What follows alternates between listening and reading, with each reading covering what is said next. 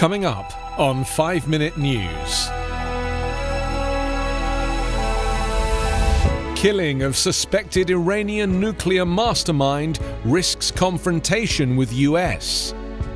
In fresh blow to Trump, federal court rejects Pennsylvania election case. And EU's Barnier very happy to be back in London to resume Brexit talks. It's Saturday, November 28. I'm Anthony Davis. An Iranian scientist long suspected by the West of masterminding a secret nuclear bomb program was killed in an ambush near Tehran on Friday that could provoke confrontation between Iran and its foes in the last weeks of Donald Trump's presidency.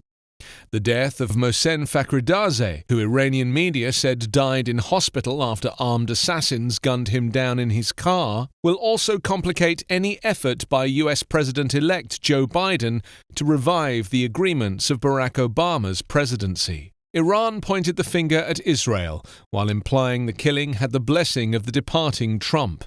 Foreign Minister Javed Zarif wrote on Twitter of serious indications of an Israeli role. The military advisor to Supreme Leader Ayatollah Ali Khamenei vowed to strike as thunder at the killers of this oppressed martyr. In the last days of the political life of their ally Trump, the Zionists seek to intensify pressure on Iran and create a full-blown war, Hussein Degan tweeted. Channels of the Telegram encrypted messaging app, believed to be close to Iran's elite Revolutionary Guards, reported that the top security body, the Supreme National Security Council, convened an emergency meeting with senior military commanders present.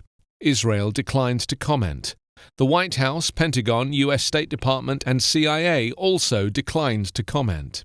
Fakhrizadeh had been described by Western and Israeli intelligence services for years as the mysterious leader of a covert atomic bomb program halted in 2003, which Israel and the United States accused Tehran of trying to restore.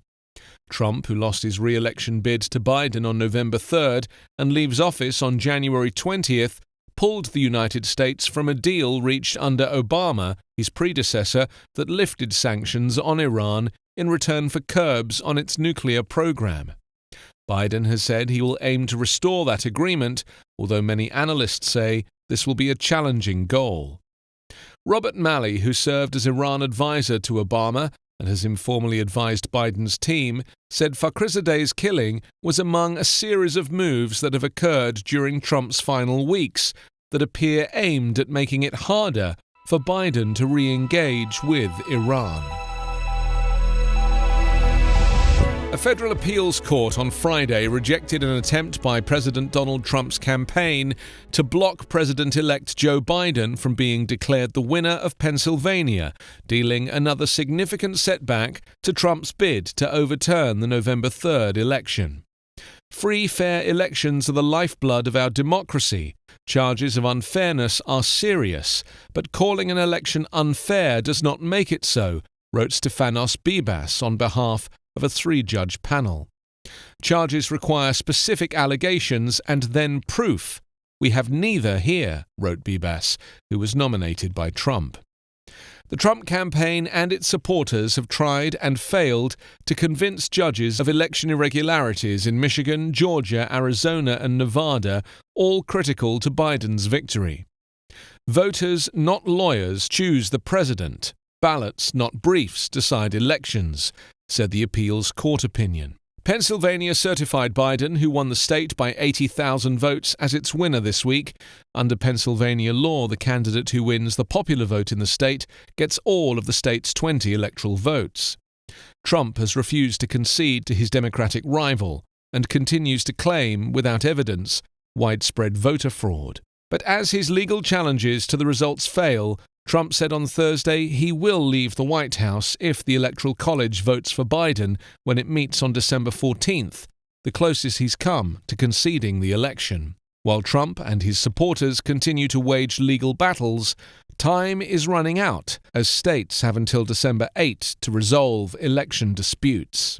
Legal experts have said the cases have no chance of success and may be aimed at undermining confidence in this and future elections. Polls have shown a majority of Republicans believe Trump won the election, and many believe the election was tainted, despite the lack of evidence, proving that politicized news media and curated social media can act as an echo chamber to give propaganda the appearance of truth. The European Union and Britain said on Friday there were still substantial differences over a Brexit trade deal as the EU chief negotiator travelled to London in a last-ditch attempt to avoid a tumultuous final to the 5-year Brexit crisis. With just 5 weeks left until the United Kingdom finally exits the EU's orbit on December 31st, both sides are calling on the other to compromise on the 3 main issues of contention: fishing, state aid, and how to resolve any future disputes. The two sides will shortly resume face-to-face negotiations after they had to be suspended last week when one of EU chief negotiator Michel Barnier's team tested positive for COVID-19. Barnier said he was pleased to have arrived in London for talks with Britain's chief negotiator, David Frost. Some significant divergences persist, Barnier said. Neither side has so far shown a willingness to shift enough on the 3 outstanding issues to allow a breakthrough. Britain formally left the EU on January 31st. From the start of 2021, it will be treated by Brussels as a third country. One EU diplomat said there are only a few days left for the talks, which have previously continued through numerous broken deadlines. A no-deal exit would snarl borders, spook financial markets, and disrupt delicate supply chains that stretch across Europe and beyond, just as the world grapples with the vast economic cost of the COVID-19 pandemic. You can subscribe to 5-Minute News on YouTube with your preferred podcast app. Ask your smart speaker or enable 5-Minute News as your Amazon Alexa flash briefing skill. Subscribe, rate and review online at 5minute.news. 5-Minute News is an Evergreen Podcast covering politics, inequality, health and climate, delivering independent, unbiased and essential world news daily.